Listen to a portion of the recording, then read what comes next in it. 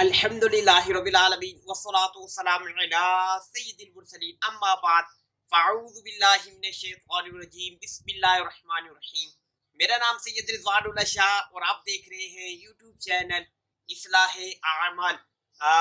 معمول کے مطابق جو ہے انشاءاللہ آج ایک روحانی علاج سیکھیں گے، وظیفہ سیکھیں گے، اور قرآن مجید جو ہے اس میں کوئی شک نہیں کہ اس سے روحانی علاج جو ہے یہ بہت ہی زوردار ہے، اور کسی بھی مقصد کے لیے قرآن شریف کی کوئی آیت وظیفے کے طور پہ پڑھی جائے، کوئی صورت پڑھی جائے، تو اللہ تبارک و تعالیٰ اس کلام پاک کی برکت سے جو ہے وہ مقصد جو ہے، وہ بیماری جو ہے، وہ پریشانی جو ہے، وہ اللہ تبارک و تعالیٰ دور فرما دیتا ہے، مقصد پورا فرما دیتا ہے۔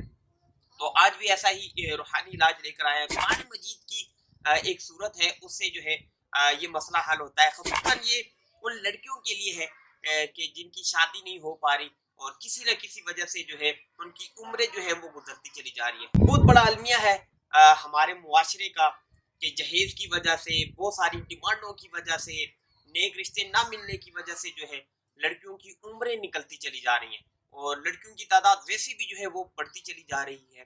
تو رشتے جو ہے وہ نہ ہونا یہ والدین کے لیے بھی بڑی پریشانی کا باعث ہوتا ہے۔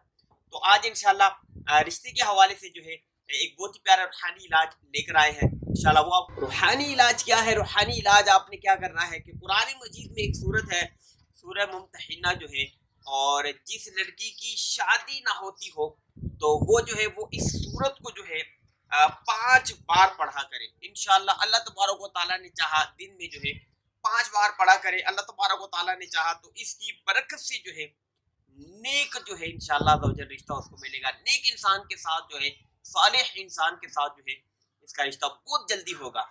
بہت ہی مجرب ہے، بزرگوں نے یہ بتایا ہے، اور یہ آزمایا ہوا ہے بزرگوں کی طرف سے۔